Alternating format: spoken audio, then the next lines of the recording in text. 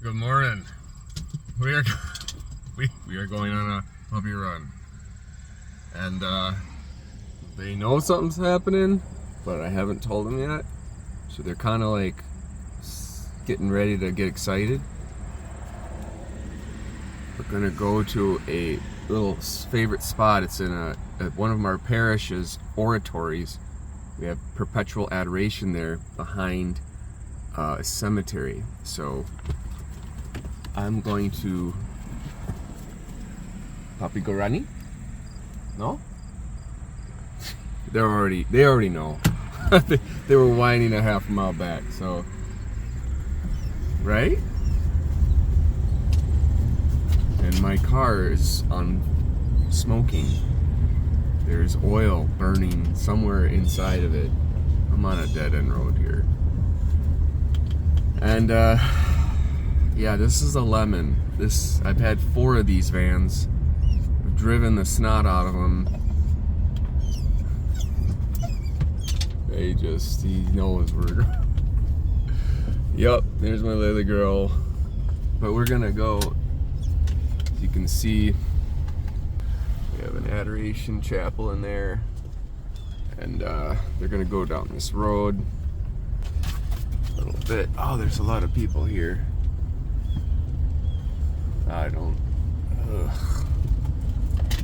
Never this many people here. It's a good thing, but there's 8, maybe there's 9. That's strange. Alright, so I gotta get them set up. I gotta unlock the van. They know. Whoa. And away we go. Okay, let's go. So they'll run on the side, and then I come out here to pray, and we go to a little grotto in the back, and they're trained to go in the woods, so this is the cemetery, and yeah, this is one of our fun runs.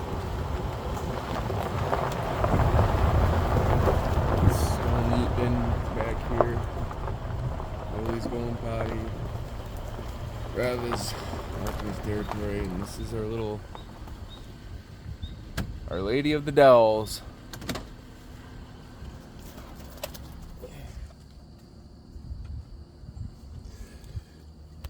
So in the mornings, when I take them out, I do my morning prayer. Sometimes when I come out here, then I pray for the holy souls in purgatory, all the faithful departed from the parish and this community, that cemetery. There's definitely smoke coming out of my van. So every time I fix something else breaks. It's what you call a lemon. I've had, like I said, 3. This is my 4th one. The other 3,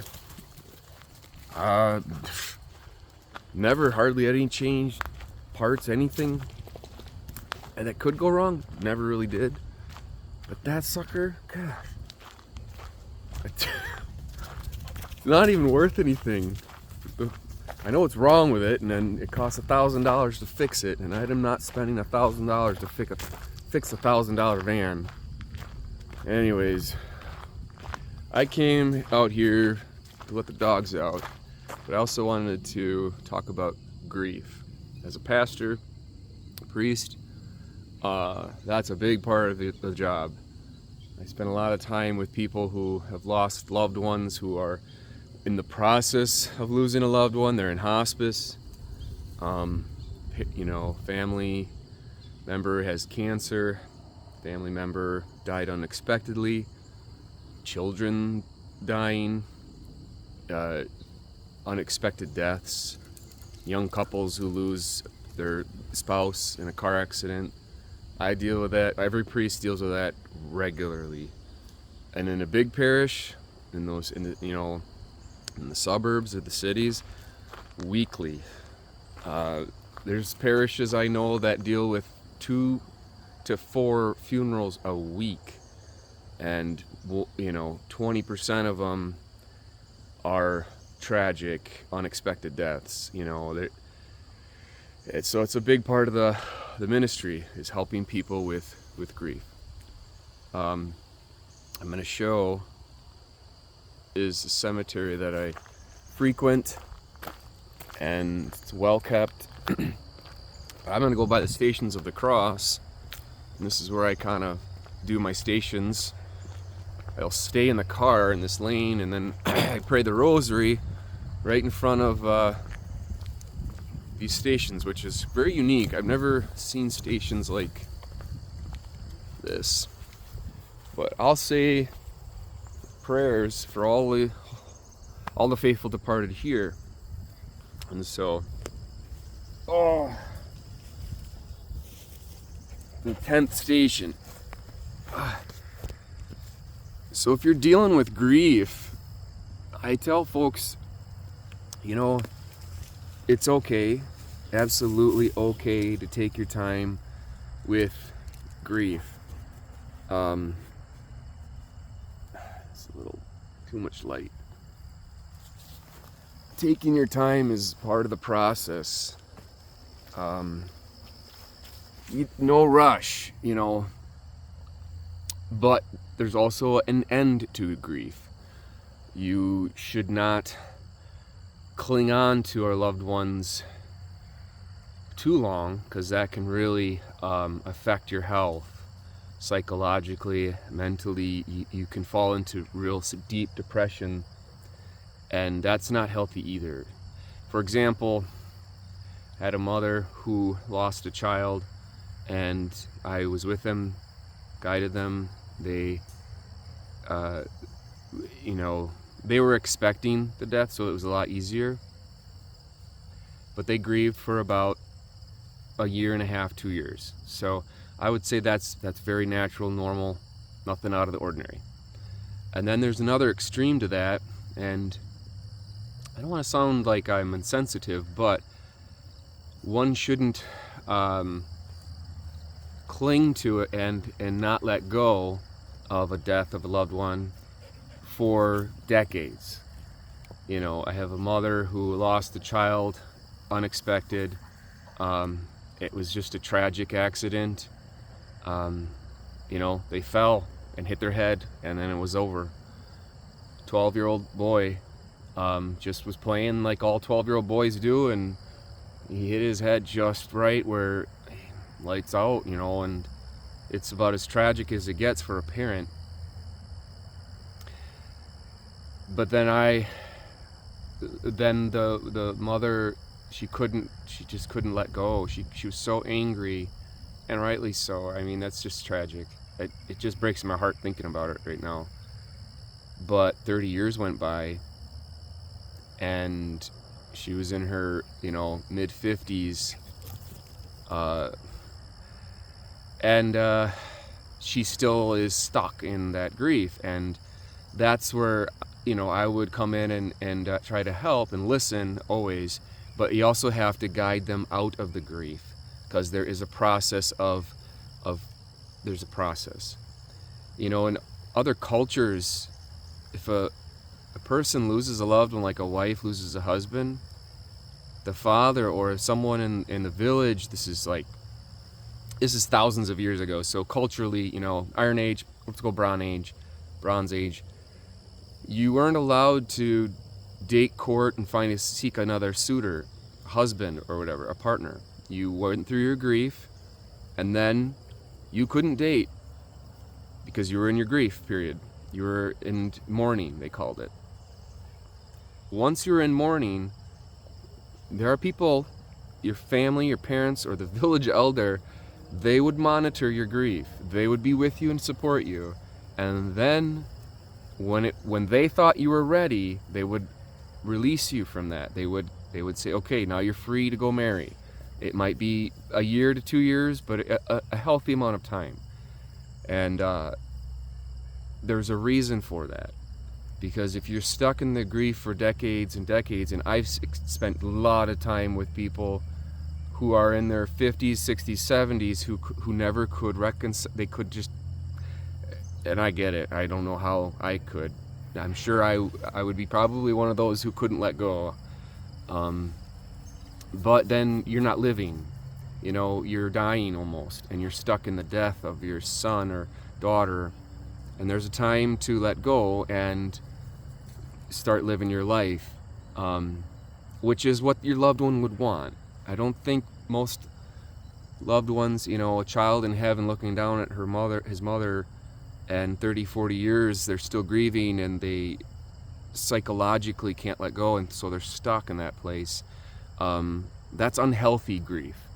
So I guess that's where I'm trying to get at, is there's healthy grief, and then there can be unhealthy grieving, where, you know, the anger seeps so deeply in your heart and you're angry at God and you won't let go and you're just cursing God every day for 3-4 decades.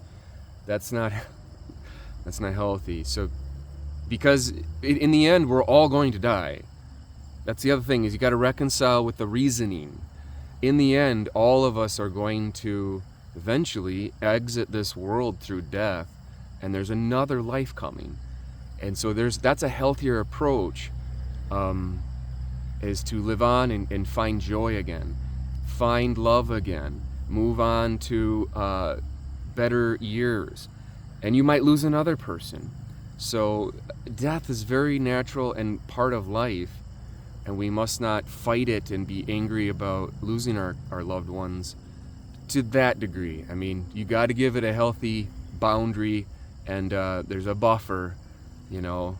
But when I get families or parents, or, you know, I know a father lost his wife, and same thing, 20 years gone by, he has never dated, he refuses to, you know, and she died young. Like, they were only married 3-4 years, but they were together in their early 20s, madly in love. Now he's in his 50s, and he has never dated since. And I think you got to respect that, of course. First and foremost, you respect it. But when he comes to me and he doesn't know why he's depressed, or, you know, he's stuck in life and he can't move on, or, you know, he's coming for advice, and that's what I have to tell him. Like, you got to let her go. She's with you. She's not dead. Her body died, but she's not dead. I mean, the spirit is unkillable. It's indestructible. And her spirit lives on in his heart. And when I start talking about those things, it opens the mind a little bit to the other realities, the spiritual realities, the heavenly realities. She would want him to move on and date and find love again, because you can. There's a lot of love in the world to have, and a lot of people that are willing, that need love too. And so finally, you know, after 20 years, he's, you know, he's almost 50, and he finally found peace. And that's what I'm emphasizing, is that peace came and he was able to move on. Doesn't mean he's giving up on her. It just means he's moving on with her and finding love again with someone else. And eventually, you know, I don't know what happened to him, but I know he started like dating again or something, because he was just stuck and he didn't know how to think his way through it. All of us are going to leave this world in some way or another, and God wants us to be happy and to love, and to, you know, this world is fleeting as a second in the universe, and it's billions of years of existence, and we have to be reasonable about these things. So grieve well, take your time with grief, and know that grief does end. You should know that it's never forever. I think the devil likes to get into people's heads that it is, and then you're stuck in the grief and you're stuck in suffering. I'm doing a video right now. So, God bless you all, and pray the rosary, and pray for your spouse, your loved one, your child who has died. Communicate with them like you communicate with God. It's okay to That's the healthy way of letting go, but not saying goodbye. You can talk to them all day. You can talk to them, and yeah, it's okay. God bless, and remember to pray for the dead.